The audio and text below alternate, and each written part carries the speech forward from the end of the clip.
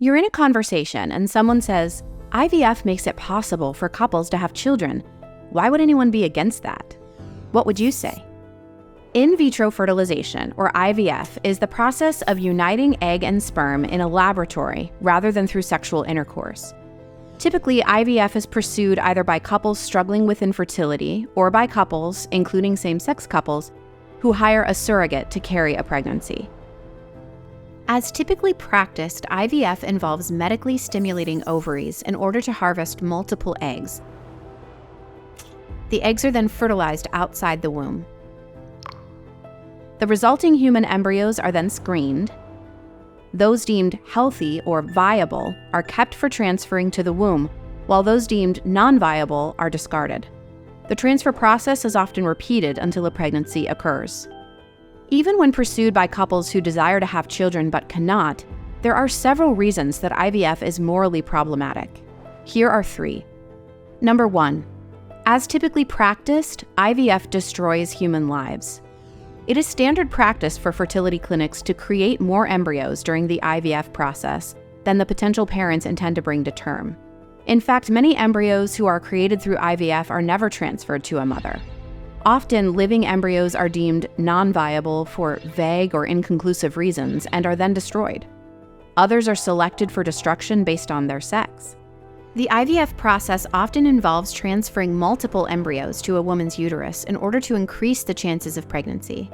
It is common for some of the embryos created to become victims of reductions, a euphemism for aborting one or more babies while leaving siblings to develop. This decision, again, is made often based on which embryos are deemed more viable. And once pregnancy is achieved, any remaining embryos not transferred are treated as excess.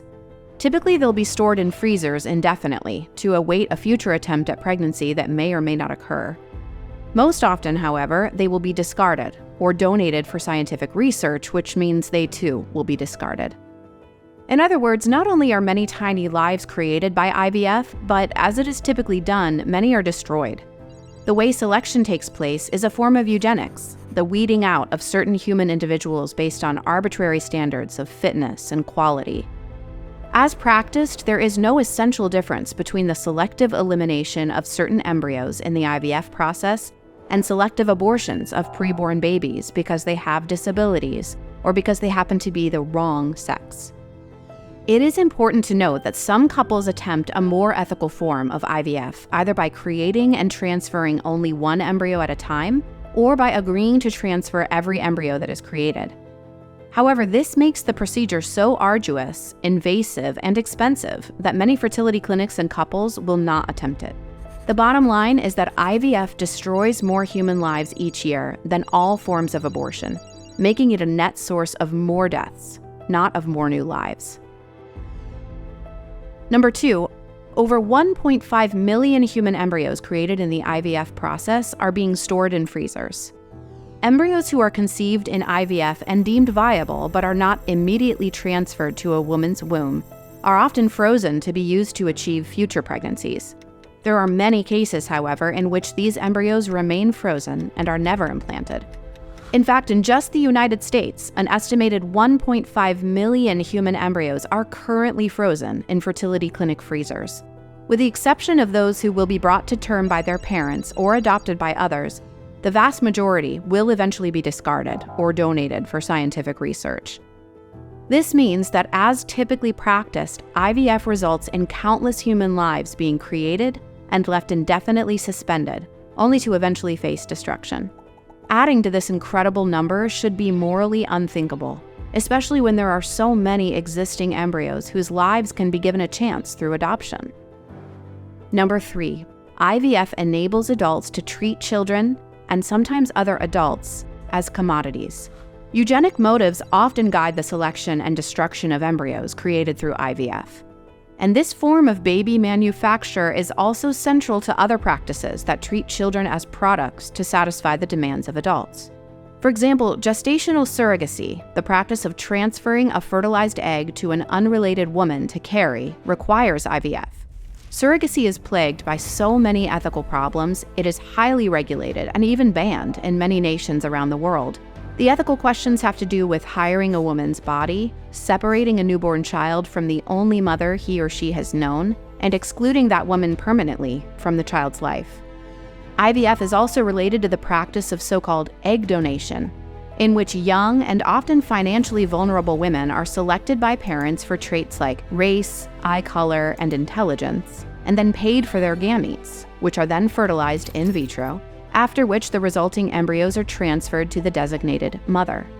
This creates a strong incentive for parents to shop for the traits they want, treating not only the eventual child, but the genetic mother as consumer products instead of persons. Finally, IVF and gamete donation are increasingly used by same-sex couples to acquire children because their relationships are intrinsically sterile. In these situations, a child will be inevitably robbed of either a father or a mother.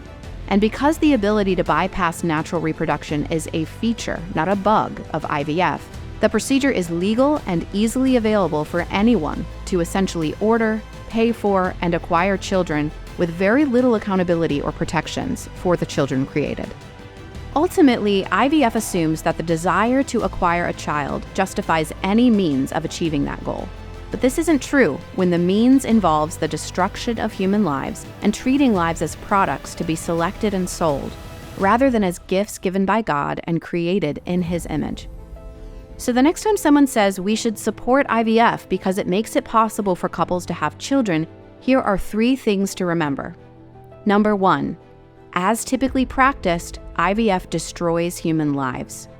Number 2, over 1.5 million human embryos created in the IVF process are being stored in freezers.